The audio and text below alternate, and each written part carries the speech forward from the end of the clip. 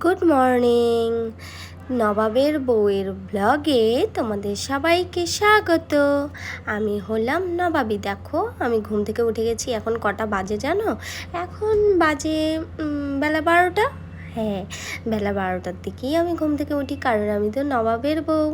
এই দেখো চুটকি মেরে একদম আমি ব্রাশ করে ফ্রেশ হয়ে চলে এসেছি। গোপকেও একটু হাই করে নিলাম। এখন তো আমার ঠোঁটটা দেখো, আমার ঠোঁটটা একদম ফেটে গেছে, তাই আমি একটু ভেসলিন লাগিয়ে নিচ্ছি। ভেসলিন লাগিয়ে দেখো একটু ঢঙও করে নিচ্ছি। ঢং না করলে হয় বলো? যতই হোক আমি কিনা নবাবের বউ, ঢং তো করতেই হবে। এবার আর একটু ঢং করে নেবো, দেখবে? দেখো দেখো দেখো দেখো কীভাবে ঢং করে নিচ্ছি।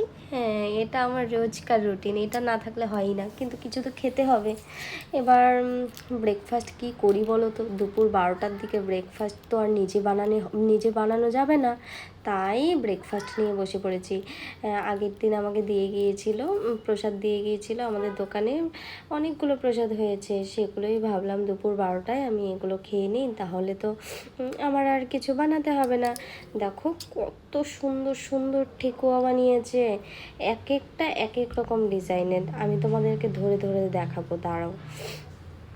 এই দেখো প্রথমে দেখাচ্ছি, অনেক এই একটা, এই একটা, এই একটা, মানে এক একটা এক এক রকমের, কোনোটার সাথে কোনোটার মিল নেই।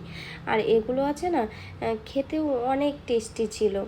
আর আর অন্য বছর কি হয় বলো তো, মানে আমাদের বাড়িতে একজনের বাড়ির থেকে শুধুমাত্র ঠেকুয়া দিয়েছে, কিন্তু এখানে অনেকগুলো ঠেকুয়া দিয়ে গেছে, আর সবগুলোই প্রচণ্ড ভালো খেতে।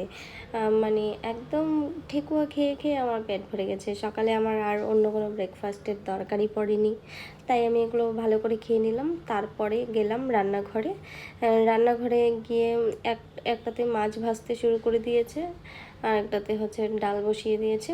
আমি রান্না করিনি, আমি তো নবাবের বউ, আমি কেন রান্না করব?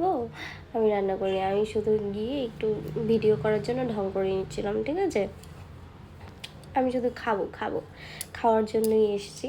যাই হোক, সেগুলো রান্না করে নিলাম, আর বাইরেটাও একটু দেখিয়ে নিলাম। দেখো বাইরে ওয়েদারটা আজকে বেশি গরম নেই, কিন্তু সে ওদিকে রান্না হতে থাক, ততক্ষণে আমি স্নান টান সেরে আসি।